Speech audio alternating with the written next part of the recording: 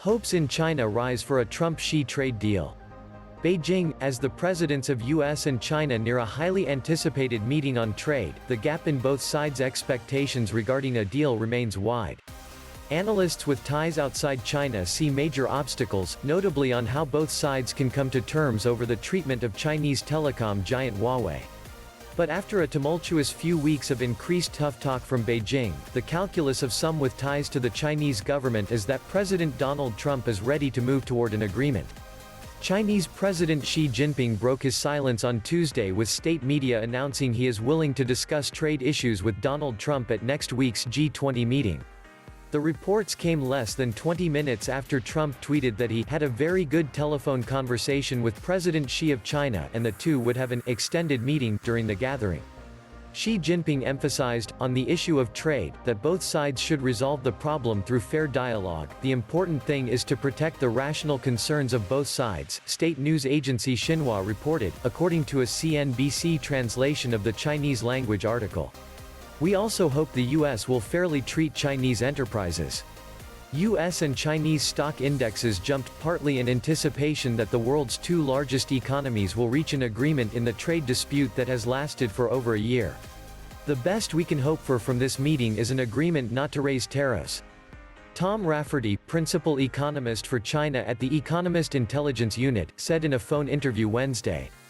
The key will be finding the right language that balances US and Chinese interests, he said. The risk of this falling apart in the US proceeding with tariffs is quite high. Warding off additional tariffs and canceling ones applied during the last 18 months have been a priority for Beijing in the trade dispute. Earlier this month, Trump threatened tariffs on an additional $300 billion Chinese goods if Xi didn't attend the G20 meeting. The Office of the U.S. Trade Representative began Monday a planned 7 days of public hearings on proposed tariffs on $300 billion worth of Chinese goods.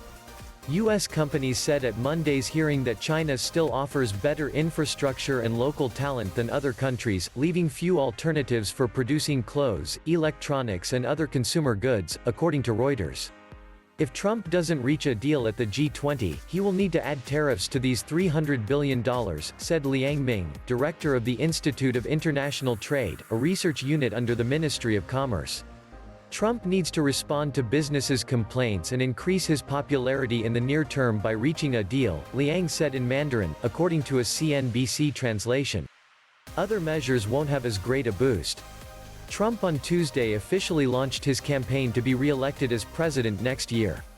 Wei Jianguo, a former vice minister at the Ministry of Commerce, also emphasized Trump's need to boost his popularity among voters in an interview with CNBC Wednesday afternoon. Three things have changed since trade talks took a turn for the worse in early May, he said, according to a CNBC translation of his Mandarin language remarks. Wei is now vice chairman and deputy executive officer at Beijing-based think tank China Center for International Economic Exchanges. First, from early May to now, the US has seen China isn't that easy to defeat. China is not like other countries. Wei said.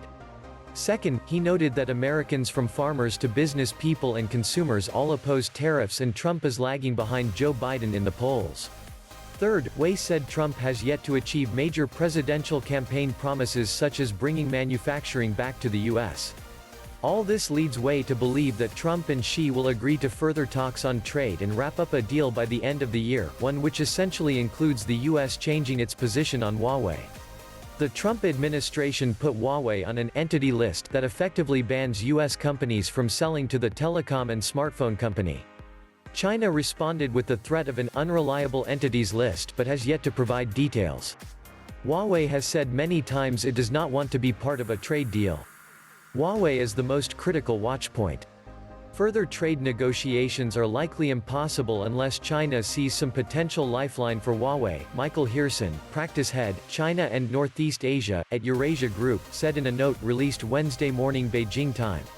It is certainly possible that Trump will offer this, but it is complicated politically for both sides.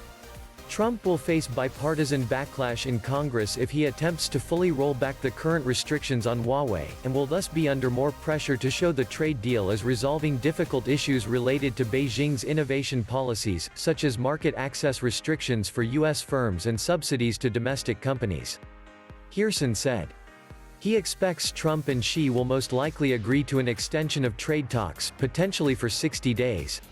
That's similar to what happened the last time both leaders met on the sidelines of the G20 meeting in Argentina late last year. Then, the communication from both sides to their domestic audiences varied in the terms of what was discussed. This time, it's clearer that Beijing wants it to be seen that the US is bending. I highly doubt a deal comes out of this meeting. Jacob Shapiro, director of analysis at online publication Geopolitical Futures, said in an email. I think both Xi and Trump still need to milk, looking tough to their domestic constituencies before either one of them is in a position to make compromises necessary for a deal. CNBC's Arjun Karpal contributed to this report. Thanks for watching. Please hit the subscribe button, and leave a comment below.